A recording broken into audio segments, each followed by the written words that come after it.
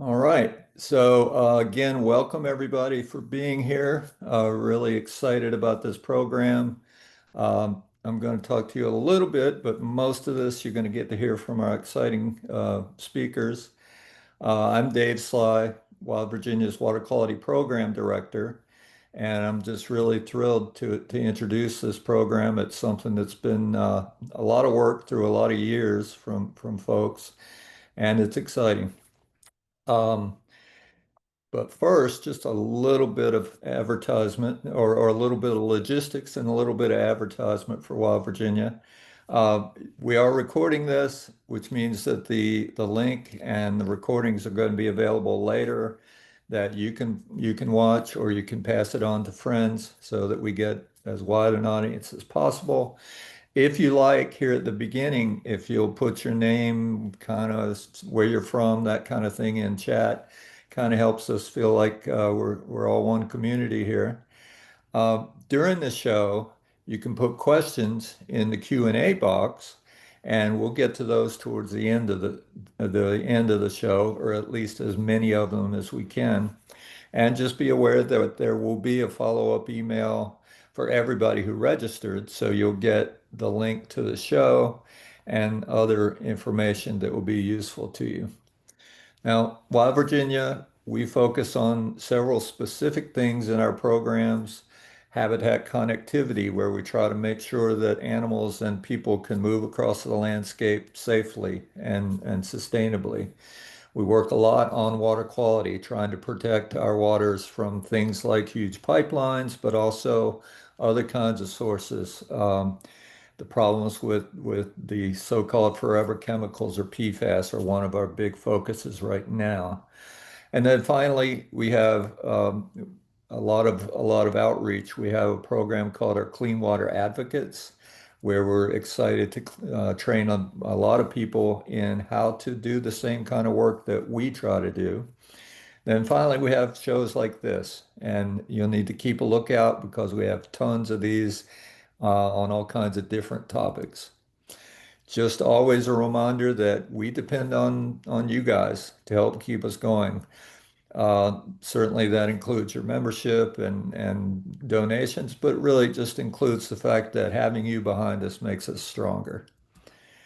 And then again, finally, make sure that you follow us in email and social media because we have lots of great programs. So now, with that little bit of introduction, I'm going to turn this show over to Ellen and Lynn Cameron. And Ellen, I don't even know how to say the second part of your last name, which I'm embarrassed by. So that's why I didn't try it and butcher it. But I'm going to turn it over to these guys. I'm going to stop sharing my screen, and you guys can just take over from here on out. Wonderful. So hello everybody. My name is Ellen Stewart Enkins, and it's fine, David, that you did not know how to pronounce it. Almost nobody does, so that is fine. Um, that's why the Stewart's there too. It makes it easier if they butcher the second half. I know they're talking to me. So thank you all for having us. We are going to speak with you today about wilderness. What wilderness is, and also the big part of this is going to be on the Shenandoah Mountain National Scenic Area, um, and the long story and that is and the formation, kind of from the beginning to now. And just before we get into that, I was going to tell you all a little bit about the Virginia Wilderness Committee. So I'm the executive director of the Virginia Wilderness Committee. It was founded before I was born in 1969, but that happens to be 5 years after the Wilderness Act was first signed into law. And the reason this committee was formed was to help push for wilderness and advocate for wilderness in the Commonwealth of Virginia, and to work with community groups to do this. In 1974, or no, sorry, 1975, we helped to get the Eastern Wilderness Areas Act passed, which allowed for wilderness areas really in the eastern part of the U.S. Prior to that, the majority were, or all of them were out west, because that was the area where we had and still have a lot more wide expanses of public lands. And we as you know, present day Americans, that was took us a lot longer to reach to reach that area, as the country was formed. So our mission, overall, is to try to permanently protect the best, of Virginia's wild places, and to help to foster the understanding and appreciation of wilderness, and also to promote that enjoyment and stewardship. Stewardship being particularly important. We want to take care of the lands that we all love, and that's part of that is also helping to protect these areas. So, see if this is. Sorry, I'm clicking next. Can you all see? There we go. Okay, so first, I find when I first tell people that I work for the Virginia Wilderness Committee, many people don't know what wilderness is. They think of it, in the abstract, and just as, okay, so out there, outside in the wilderness. But wilderness has an actual definition when it comes to legislation and when you're talking about public lands.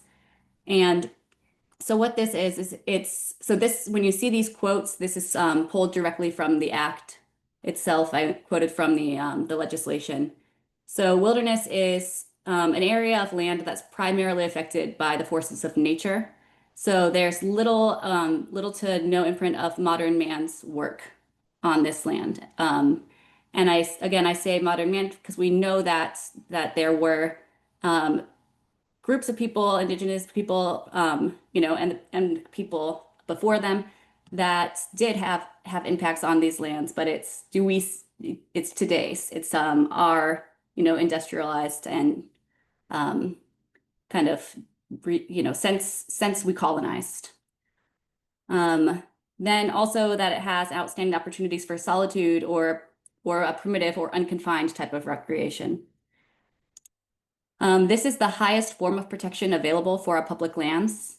I'm sure many of you have, been seeing and reading the headlines hopefully you have, and you're keeping kind of up to date, in this year of, national monuments being threatened and different areas that have been protected um, that are kind of on the chopping block. And so this kind of highlights in one way how important, wilderness designations and these protections are, because Congress has to actually sign each wilderness area into law. They can't be formed, by an executive order or something else. It has to be voted in through Congress for each wilderness area. So it's much harder to kind of, tear down take that back and use it for other purposes once the wilderness area is established. In Virginia, we have 24 wilderness areas that have been established since the first one was in 1975, which was James River Face. And the Virginia Wilderness Committee has been a driving force in each of these wilderness areas. That was really um, has been, the main thing that we work on. And we do that with other stakeholders and other groups as needed that need to get involved or want to get involved. There are many great advocates that we appreciate throughout Virginia. And you can find descriptions of each of these wilderness areas on our webpage, which I've put here on this slide. But you can also find it easily if you just search Virginia wilderness areas on Google. It's going to be one of the top sources there, and the same with Bing and go the other ones as well. Hopefully, we'll soon have 28 in Virginia. That's something that we're working on, and, I won't divulge too much at this moment. And I wanted to highlight the pieces of legislation that you'll hear about today. Mainly, you'll hear about, the 1681, that is in the Senate currently, and that is the, the Shenandoah Mountain National Scenic Area. And then another piece of legislation that we're working on is, it's S. 1680, and that is the Virginia Wilderness Additions Act. Oh, sorry, just a minute. And Actually, all right, I'm going to pass it on to Lynn right now. And so she can start telling you about well before I was there and to now. Go ahead, Lynn. Thank you, Ellen. And thank you, Wild Virginia, for having us tonight. I'm going to try to give a short story, a short version of a long story, the proposed Shenandoah Mountain National Scenic Area. We've been working on this for a long time. Um, this photo you're seeing was taken from the top of Shenandoah Mountain at Reddish Knob, the highest point. Well over 4,000 feet. So we're looking to the north with this, and we'll end with a view looking to the south. How, Reddish Knob just happens to have a parking lot on top, which makes it very convenient to see the proposal area. Okay, next slide. Um, Ellen has already gone over the Virginia Wilderness Committee and how long we've been around. I just wanted to mention the Friends of Shenandoah Mountain, which was formed in 2004 during the process of developing this proposal. And it is co-chaired by two people, myself and Thomas Jenkins, who is a mountain bike leader in the Shenandoah Valley. And we have a single mission, and that's to support, to build public support for the Shenandoah Mountain National Scenic Area proposal. Okay. So I wanted to start with a slide showing, actually, this was developed by Wild Virginia, showing all the roadless areas. You may know that the George Washington National Forest is the largest national forest in the eastern United States. It has the most roadless areas and the largest roadless areas. And you can see, Ellen, if you'll click and show, Shenandoah Mountain actually goes through the heart of the George Washington National Forest. The blue areas that you see are all um, roadless areas. Some of them have a light blue that's special biological areas, but they're also roadless areas. So all blue is roadless. And so you can see Shenandoah Mountain stretching out there 72 miles long from Hardy County, West Virginia down to Bath County, Virginia. And you can see roadless areas along it. And the central part of it has a cluster of actually 6 roadless areas. And one of them, Little River, is the largest roadless area in the eastern United States. So, and you can see of that whole important Shenandoah Mountain area, only one area is gold. That's a designated wilderness area, Ramsey's Draft. So this is an area that's got really high value, but not much protection. Um, so that central area is the area that our proposal is trying to protect. Okay. And moving over here to the state map, the green arrow that you can see is that locates Shenandoah National Park. And west of there, go ahead and click.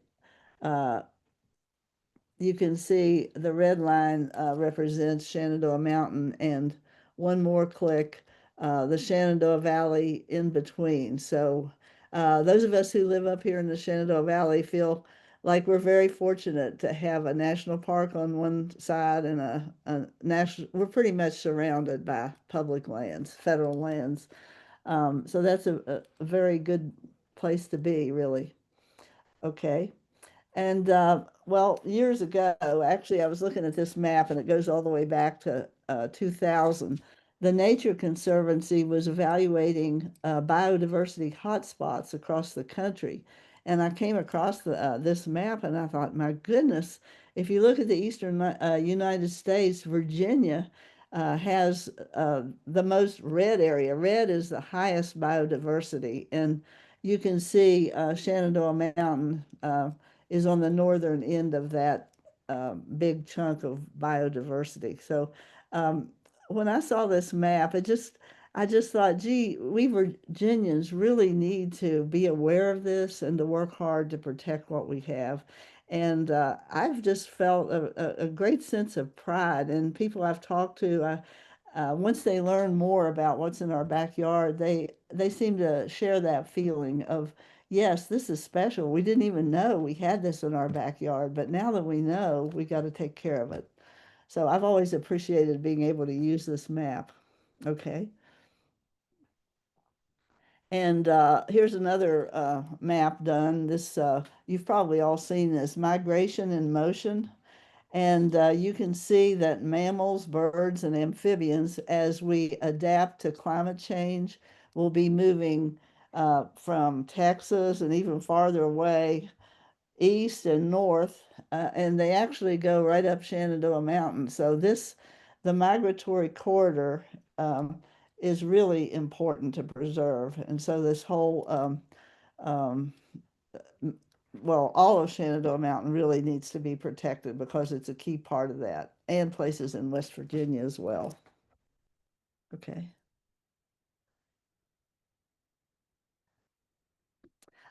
So I've already talked, okay, this slide is actually looking south from Reddish Knob. We're looking down toward Ramsey's Draft Wilderness. Those two high peaks in the distance are the northern, or the northern edge of Ramsey's Draft. So this whole proposal is something like 30 miles long. It's a big chunk, 92,500 acres. So five of those roadless areas that I mentioned before are in this proposal, in our proposal. So that's the biggest concentration of roadless areas in the eastern United States. Very important, high value. The biodiversity, you've seen the map, and there are many species there. I think 28 species that are rare, threatened, or special species, especially on the ridge above 3,000 feet, that high, rich ridge line. We've got 10 peaks above 4,000 feet on Shenandoah Mountain, so it's one of the higher places in the state of Virginia. The water resources, those cold mountain streams are really clean water. There's nothing to pollute them, and so they're great for municipal use, but also for supporting native brook trout and other aquatic life. And the scenic beauty, the pictures tell the story really. And the people in Rockingham, uh, Highland, and Augusta County, where the proposal's located, are really very proud of the scenic beauty of this area. And of course, if you want a primitive recreation, this is a place to go. It's not overcrowded. The use there is very modest, so you can still find great places for solitude. And another thing that gives it value is that it's underlain by Marcellus shale. That's a different kind of value, but it is something to think about. So, okay, Ellen. So along with this high value, we have high resistance. When we were coming into this campaign, well, first in the 90s, really, we tried to get wilderness areas here and weren't successful, but we ran into high resistance, lots of misconceptions that were widely believed. And who are people going to believe? Their neighbor or someone telling them this is how it is? Well, their neighbor, we found out. And there was just long opposition by local governments. They had passed resolutions against any wilderness in their county. The mountain bike community was opposed to wilderness because they wouldn't be able to ride there. So that's a real conflict. Hunters were worried, game managers, timber people, pretty much it seemed like just about everybody was worried about wilderness. They had fear of road closures and they were afraid they'd lose access. So you see the tension between those two, high value and high resistance. So that's what we were facing. So now Ellen talked about the Wilderness Act and how areas are added. Well, National Scenic Area offers permanent protection. It still has to be passed by Congress, just like a Wilderness Act, and signed into law by the president. It also protects scenic, cultural, historic, recreational, and natural resources, but it's a little bit looser. A national scenic area legislation is written to fit the area. So we have a bill that's tailor-made for Shenandoah Mountain area. And so our bill allows certain things, but not all scenic areas are alike, So, But next slide, please. So what you can do in the Shenandoah Mountain National Scenic Area: hike, ride horses, camp, hunt, fish, mountain bike. You can mountain bike in scenic areas, uh, unlike wilderness, and then scenic drives. All the roads, there aren't very many roads. So the ones we have, people want to keep open. So we have built that into the proposal that all the roads stay there open, but no new roads can be built. So basically, we're preserving the status quo, um, which is pretty good, I think. You know, the status quo is good, so we want to keep it good. Okay, next slide. And the real winners for this, I mean, there are lots of winners for this proposal, but I think the birds really win a lot. We learned from the Virginia Society of Ornithology that there are 250 species of birds on Shenandoah Mountain, at least all or part of the year. So, and there's such a rich variety. I just love to go hiking up there and hear birds that I don't recognize. And I get my Merlin out because I'm not a very good birder, but it's exciting to get a long list uh, every time you go out if it's the right season. So we very much, the birds that need mature forest, interior forest, really gain a lot from this proposal. Okay, next. And then salamanders found nowhere else on Earth, and it actually has two. The Shenandoah Mountain salamander there on the left, and then on the right, the Kaine salamander. Both are endemic to this area. And you may have learned about the Kaine salamander during the Atlantic Coast Pipeline fight. And I don't know, those of you who were deeply involved in that know that at one point, Dominion was going to build the pipeline across Shenandoah Mountain. And some students in a class from Eastern Mennonite University were scouting that area looking for salamanders. And by golly, they found some right where the pipeline was going to go, or very close to it. And so the whole pipeline had to be rerouted around Shenandoah Mountain. So I personally now call it the mighty Kaine salamander. It deserves a little bit of elevation for its role there. Of course, the Atlantic Coast Pipeline was not built anyway, eventually, but that was a big win in the process. Wildflowers, that tiny little trillium you see on the left is not much bigger than my thumb, the bloom. This is a real close-up view of it, and they're found nowhere else. This particular least trillium or trillium facilium is found nowhere but just in a small area on Shenandoah Mountain. Butterflies, I mean, there's just so much richness of life up there. Thank you. Next. And I am particularly impressed in talking with fly fishermen. I've learned that the Shenandoah Mountain area, particularly the Dry River area, but really pretty much all the streams running off Shenandoah Mountain are native trout streams. And this shot was taken from Dry River, and it draws a lot of fishermen. So it's really good for the local businesses to have that kind of, and it can support a lot of fishing because it's such a productive trout fishery.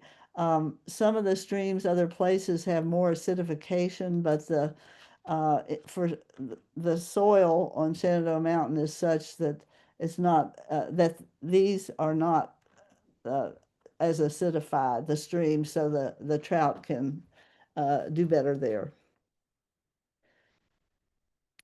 This is Switzer Reservoir, which is provides a big part of Harrisonburg City's water supply.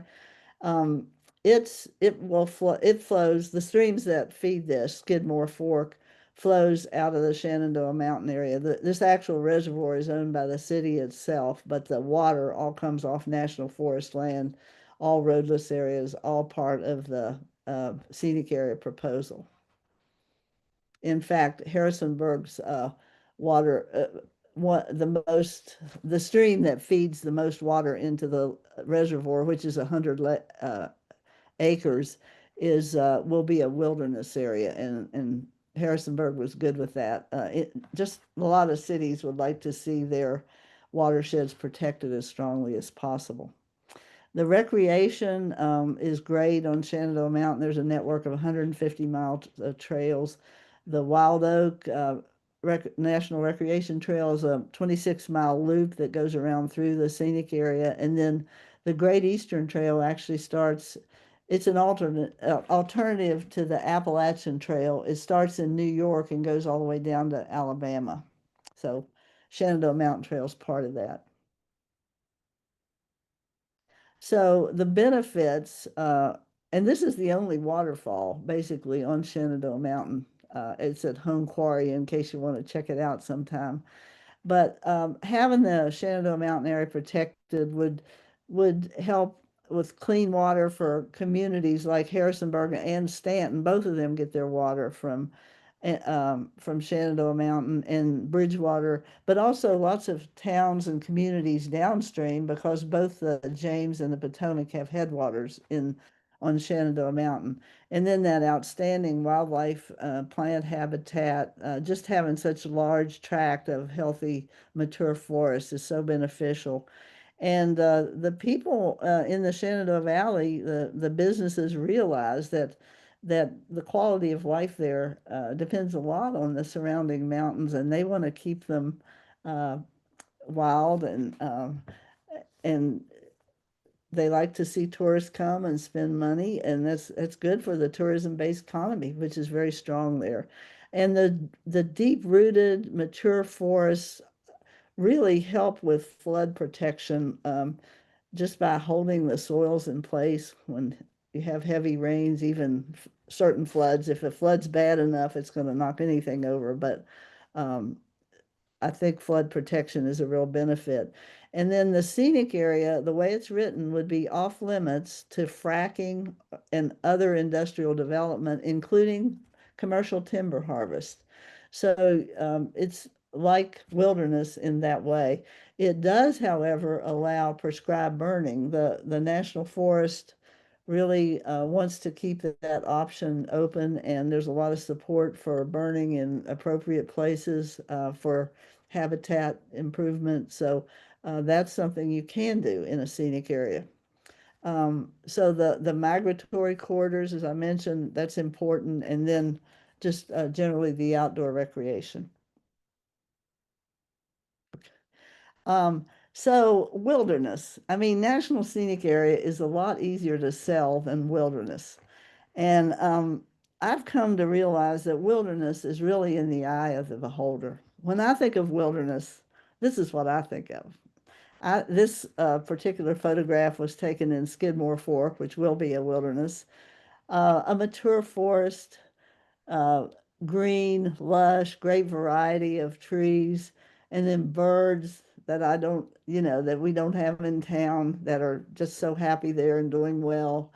Salamanders, all kinds of creatures, beautiful flowers, butterflies, everything. This is what I think of when I think of wilderness.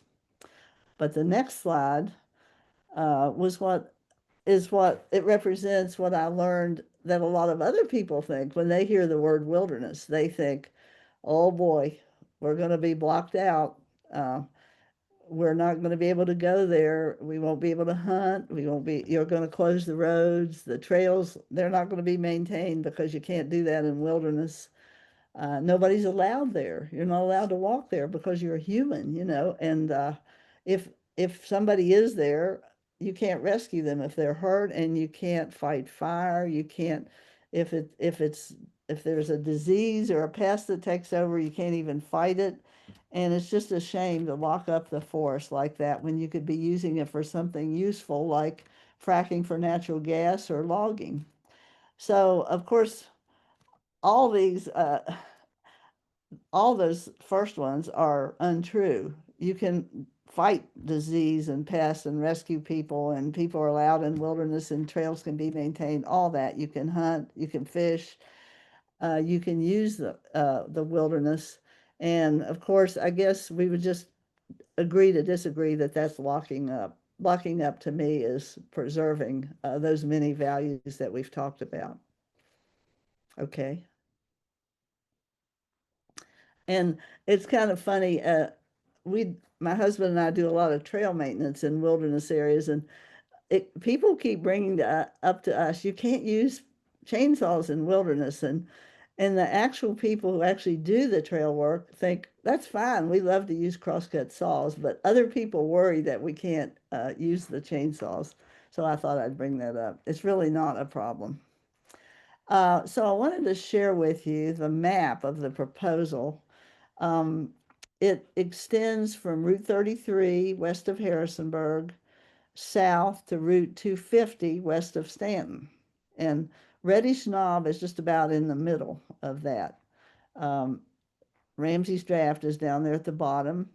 And the blue area is National Scenic Area. So our whole vision here is to have a large scenic area with 4 embedded wilderness areas. Up there on the north end, Skidmore Fork, that's Harrisonburg's watershed for their, I mean, it flows into that Switzer Dam we saw. And then in the middle is Little River. That's the largest roadless area, and we had to make a lot of compromises and pare down the size of the wilderness. We would like to have had the whole 28,000 acres. We've got 12.8, I think. And then Ramsey's Draft will get bigger, and then there's a wilderness in Highland County called Lynn Hollow. So what it boils down to is about roughly 2/3 scenic area and 1/3 wilderness.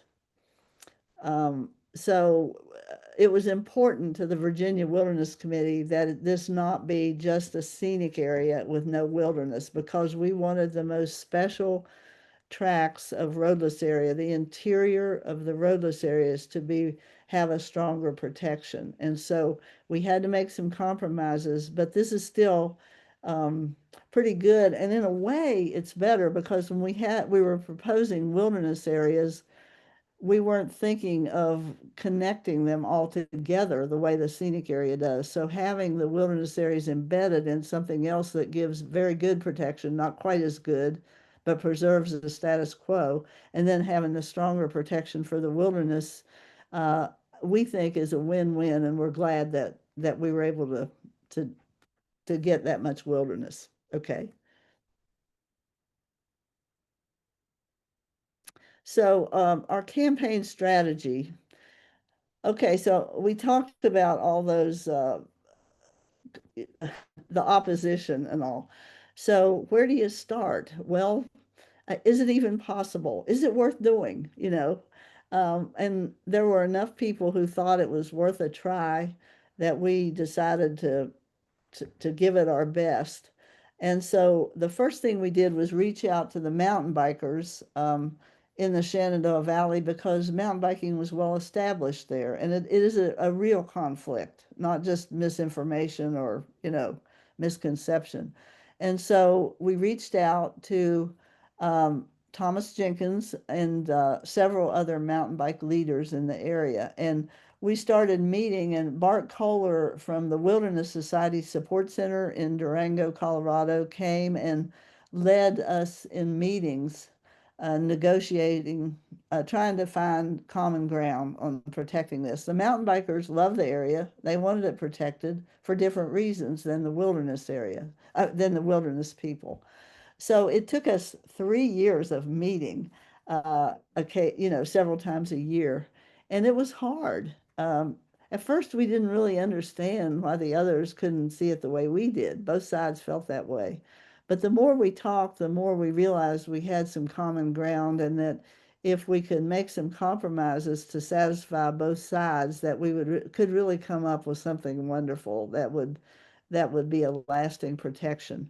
And so out of that, we developed a proposal that was larger than the one I showed you. And so the mountain bikers and the wilderness people both owned that proposal. It was won by hard discussions and collaboration and compromise. And so we didn't want either group, to the Virginia Wilderness Committee or the mountain bike organizations, to own that proposal. And so we developed Friends of Shenandoah Mountain as a group that would focus on advancing that proposal, building support for it. And then rather than have one leader from either group, we decided to have two leaders, co-chairs. And so Thomas Jenkins and I have been co-chairs for, gosh, 21 years now, and we've just gotten along splendidly. And so it's been a great experience to have that structure to propel this along. So then once we had a proposal on paper and we were submitted it to the Forest Service during the planning process, we had an organization a coalition, we call it, a working coalition to move it along. Then we started asking for endorsements from businesses and organizations and faith groups. And that involved developing a slide presentation, taking it around to Ruritans, Rotary, Kiwanis, bird clubs, anybody who would let us come. And so we did that for many years, and we started building up endorsements. Our list kept growing and growing, and now we're up to about 400 or more than 400 actually. But we would like to have more. If you're listening to this and you think, gosh, I own a business, I could endorse that, or I belong to a Ruritan club that's not on our list, which is on the Friends of Shenandoah Mountain website, well, we'd be happy to add you. It's very easy and it doesn't cost anything. So that was an important thing to do. Just going out, educating people. What does this mean? What does it, addressing those misconceptions and making people more comfortable with it. And honestly, I think they kept hearing it so long that they kind of got used to us, and there was not, and the opposition just faded away eventually. So we then, after we had the mountain bikers and we had a lot of endorsements, we started reaching out to other forest stakeholders because we knew in the red part of Virginia that we're dealing with here, we needed everybody on our side to be successful. And so Mark Miller from the Virginia Wilderness Committee, Ellen's predecessor as executive director, um, and a representative of the timber industry said, well, we think we could work together and come up with a good plan for the forest. The forest, George Washington was making a new plan, and they had an alternative that nobody liked, and everybody told them so. And so then they said, well, why don't you all come up with your own alternative? And so that stimulated Mark and John to work on an alternative, and they invited, oh, we probably had 30 meetings, 30 people at some of these meetings. We met for 2 years. So it was wilderness people, mountain bike people, hunting organizations, game managers, and timber representatives all around the table. And that was really hard because we were talking about how the national forest would be managed and could we agree to protecting some areas and what did each group want and how could we come together and how could we compromise without, giving away too much. And it was very hard. But after 18 months or 2 years, we came up with a proposal that we could actually all support. And then our next thing was to get the Forest Service, ask them to recommend the scenic area and the wilderness in their plan, their new plan. And we were successful in getting that. In fact, well, I'll talk a little bit more about that later. But we kind of had to have all these things in place before we could go to the city and county governments because they'd been against wilderness for decades, and we had to have a compelling case for them to change their minds. And then, of course, the last step would be asking our senators and representatives to introduce legislation. Okay. So just a little bit more about that forest planning process and getting all these different stakeholders together and having those meetings and discussions. And at one time I thought, there's no way this can work. How can this possibly work? And then one of the people from Game and Inland Fisheries said, I really love wilderness. When I go fly fishing, I like to go to a wilderness area. I like the clean water, and that's my favorite place to go. And then somebody from Timber said, well, actually, I take all my vacations, many of them in wilderness areas. And I just felt the barriers coming down. I thought, um, they are it was just an important day when I heard these things. And I think hearing that from others, that they could see your point of view and see the value of what you wanted, made me more likely to listen to them and see value in what they wanted. Because after all, the National Forest is managed for multiple uses and you can't have it all your way, you know. So we tried to find ways that we could work together, and we did. Next slide. So after all this, we we made some further compromises. We had a proposal with the mountain bikers, but we pared it down by 25,000 acres. And our goal was really to find a balance between our two goals, our goal of protecting core forested areas, and then the hunters and the game managers wanted more active management for game, more cutting and burning. And so they, you know, we worked together, and it is a big national forest, 1.1 million. It should be big enough to be able to protect the core forested areas and still have more management than they felt there was not enough management. Okay, so the Forest Service, I think, was just very pleased that all these different groups were working together because they couldn't think of a way to please us. So we worked together and said, here's what we want. And they said, okay. Mostly, it's the first time the National Forest has ever recommended a national scenic area. So that was a big deal. And their boundaries were very close to what ours were, and we were very happy to have that recommendation. Okay. And it was powerful whenever we would get together and go up and visit congressional offices. They didn't quite know what to think of us. We'd walk in and introduce ourselves and which organizations we were with, and they looked at us like, you're together? And they would sometimes say, well, we're surprised you're here together. And what do you want? You know, what do you want? And so we would say, well, we want you to support these land protections. And we also want you to increase the budget of the Forest Service. And we want to see more active management. You know, we need more people to do the work. And so it was kind of fun to do that. And as we rode up in the same van, we got to know each other even better. And I really respect the people that we worked with and the stakeholders, and we've had lasting friendships. It's been a wonderful thing.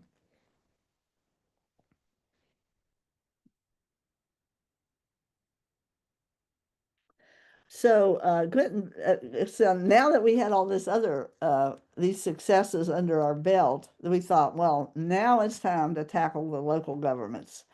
And that took a while. And they were skeptical. They wanted to understand things. And we really tried to listen to what their concerns were. And they had, you know, we tried to work on some of the misconceptions, but where they had an ask, we did everything we could to say yes. Like, for example, Rockingham County wanted, they were worried about Route 33. They said, if you make this a scenic area and wilderness, and we need to widen 33 for safety or improve it, maybe we wouldn't be able to.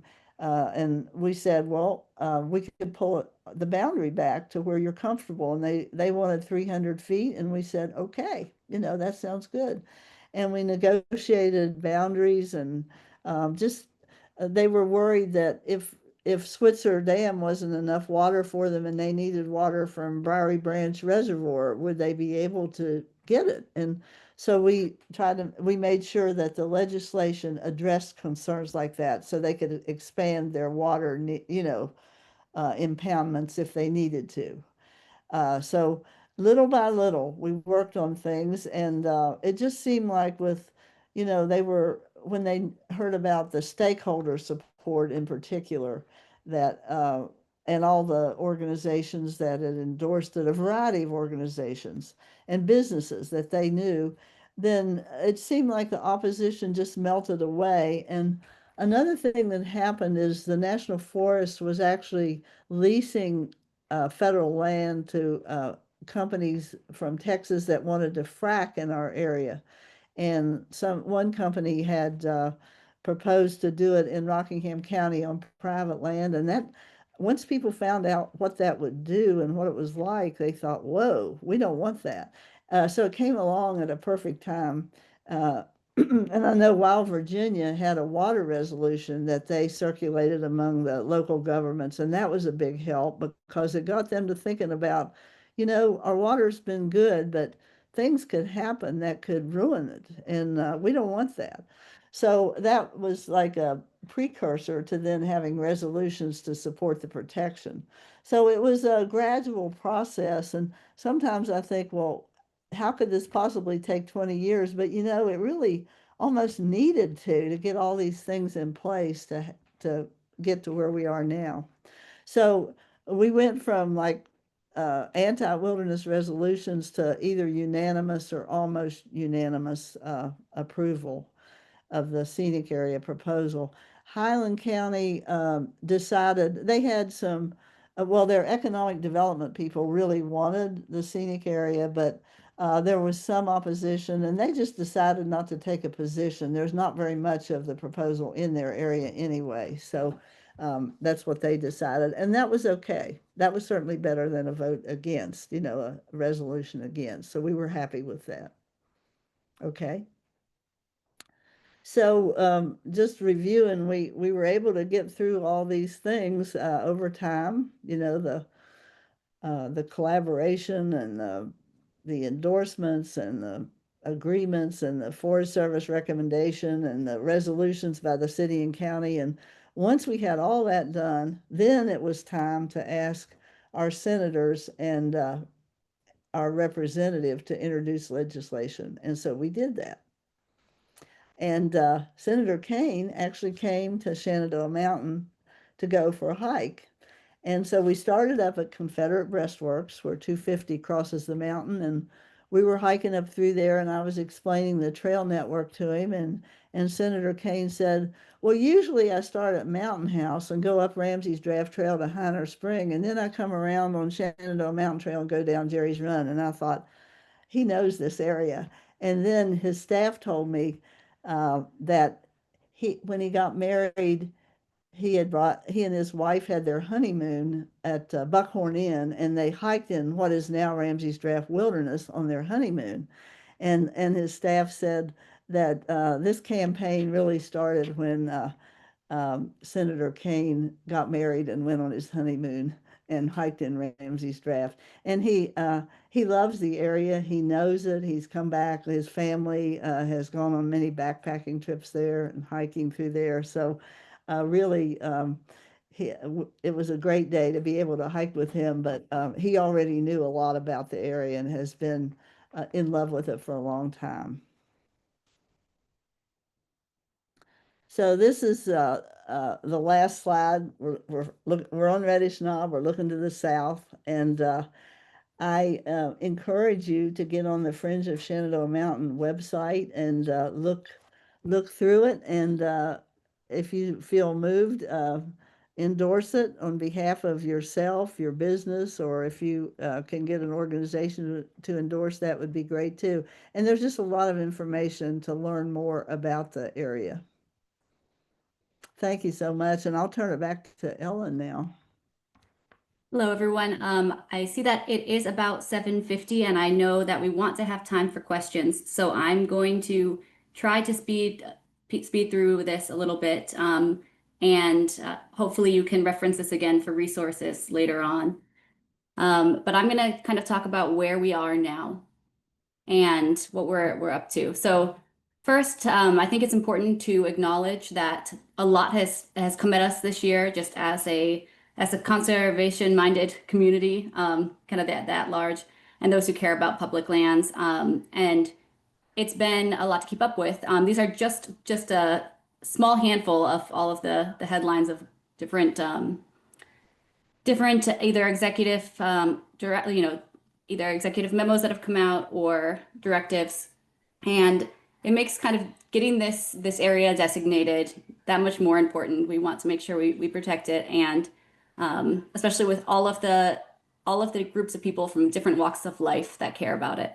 And really the fact that this was a nonpartisan effort, right? That is important to highlight. And we need more of these to continue. And not right now. I can't. Sorry. So one thing, so what we've been doing a lot of is we've been in DC quite a bit.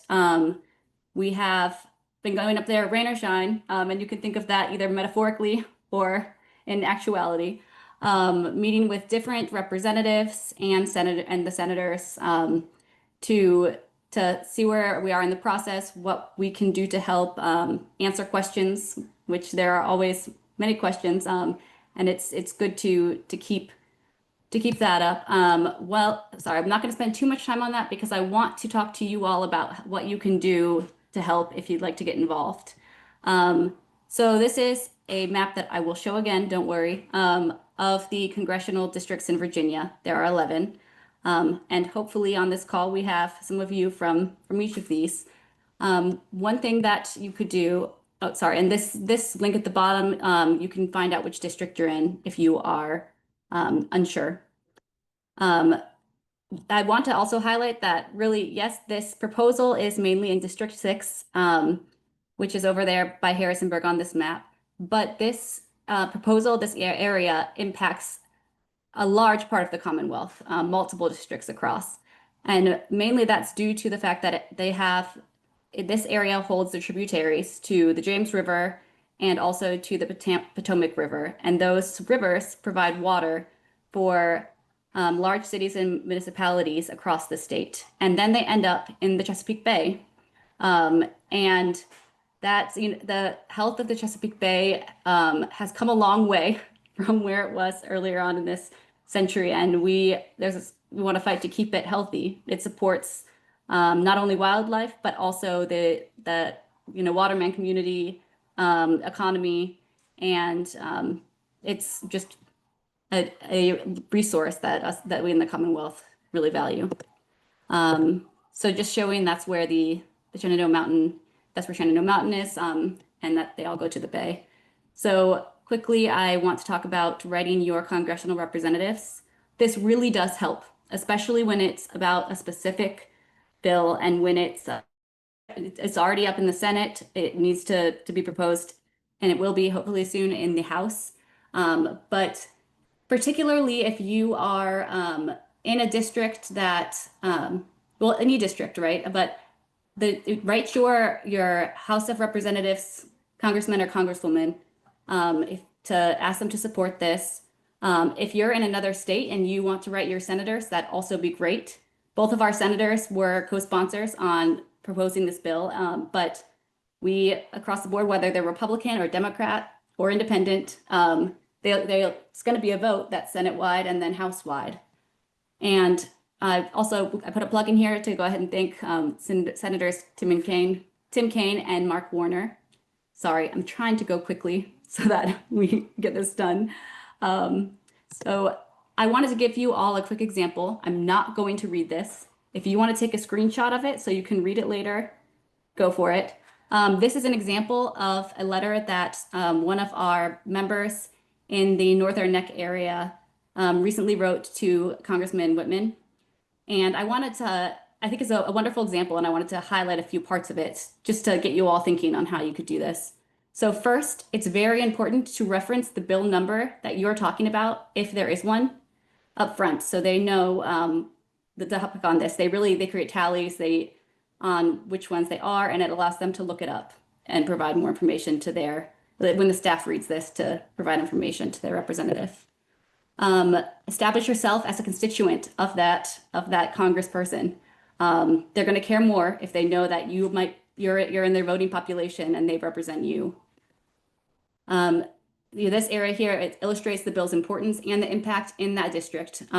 Connecting it, especially since the Shenandoah Mountain, it's mostly in District 6. It touches some others. But again, it impacts areas throughout the Commonwealth. So illustrating how it impacts your district, or why you care about it.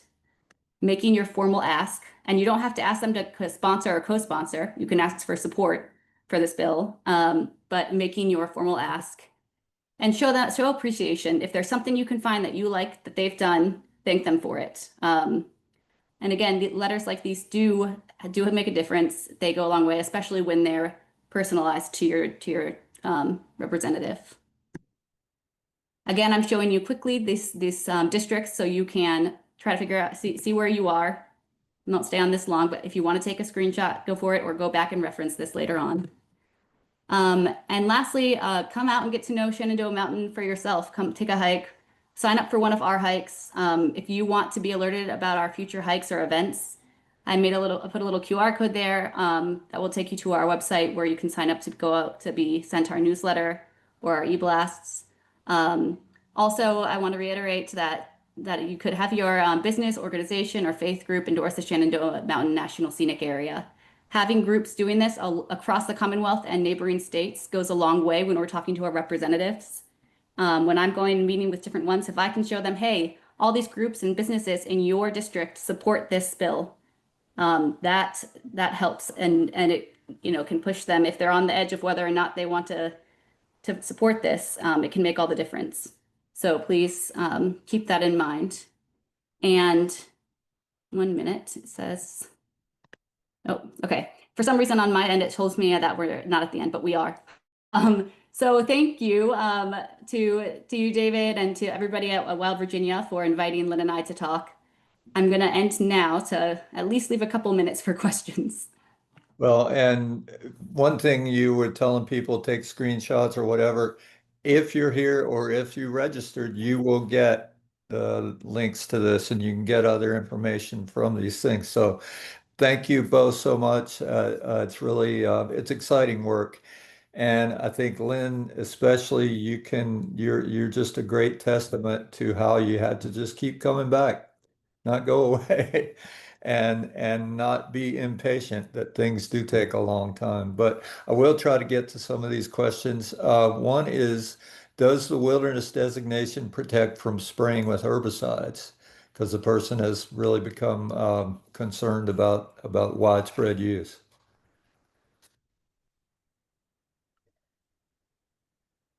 Lynn, I'll let you take it if you want to talk specifically about Shenandoah Mountain.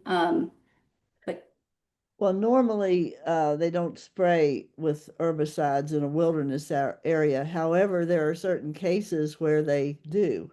Like for the gypsy moth, they have been doing some spraying in Southwest Virginia in wilderness because they were treating all around the wilderness, as I understand it, and the fact that they didn't treat in the wilderness was a problem. So they do it, but it's very rare.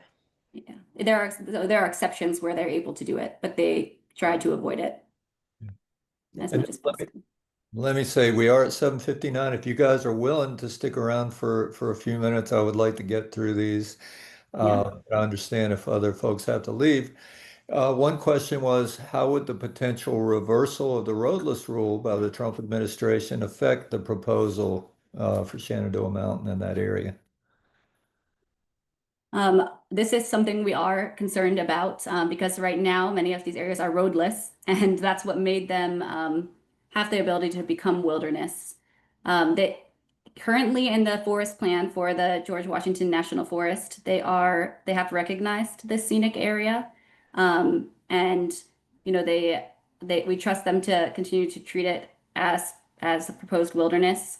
But there is always the threat when it becomes available and is no longer protected by the roadless rule. There's a lot of pressure on the Forest Service right now to increase logging and ramp that up. And we have old growth forests, and they're beautiful and they're wonderful for the ecology and hydrology of an area, but they also have trees that are nice and big and desirable. So it's something we are concerned about, but we're hoping that the strong bipartisan support for this bill will keep it protected until it's able to get through Congress. But it's, for me at least, sped up the process or the need. Yeah. Okay, here's another one. Who will be responsible for maintaining the wilderness and scenic areas, and what would the budget look like? Well, there's not much budget now Mm. for maintenance of the areas. Overall. Yeah, it's been right, period. And who's maintaining it now? Who's maintaining the trails? Potomac Appalachian Trail Club and the Mountain Bike Coalition do a lot of work on Shenandoah Mountains trails. Uh, the scenic area designation won't bring money with it. So But the it's public, already federal land, I want to say, so it's already having to be taken care of. It's not like a new, it's a new designation, but it's not a suddenly given to the government. Sorry, go ahead, Lynn. I just wanted to make sure that yeah, was yeah. understood. So we all have a responsibility from here forward to be good stewards of our wilderness areas and our national scenic area. And it Even just now, if we don't do it, it won't get done because there's just the Forest Service is so strapped now for resources more than ever. great. So is the quote core safe from logging? Because you talked about that core area. Well, the fact that the plan recommends the scenic area and recommends wilderness, it would be, it would require a plan revision to change that, in Right. my opinion. But it, none of us are 100% sure. I don't If think. it's if it is passed by Congress, the wilderness areas, these areas that are orange and the green one already is protected from logging. These orange areas here would also be protected from logging because they would become wilderness Yeah. within the scenic area. Yeah, if the bill passes, all of it will be protected Right. from logging. But Yeah. in particular those, right? Okay, the last one I have here is, can you discuss the Virginia Wilderness Committee's success in delaying quarter H for a full EIS? And maybe you had to tell them what quarter H is. That's a long one.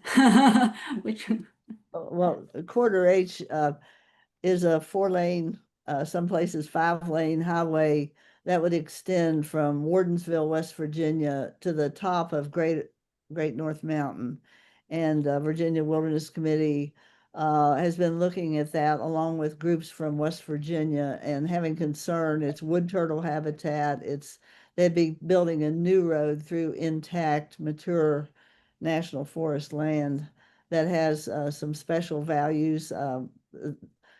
So we wrote a letter to the Forest Service and a letter to the Highway Department in West Virginia that's pushing this, saying that we don't think it's a good idea, and we ask for a special use permit through the National Forest, that they have that process so that the the National Forest, the George Washington would then issue a scoping notice and the public would have a chance to comment on that. So that's what we authored the letter, and it was signed by 14 groups, and they decided to have a special use permit. So we have more of a chance now of making the case against the road.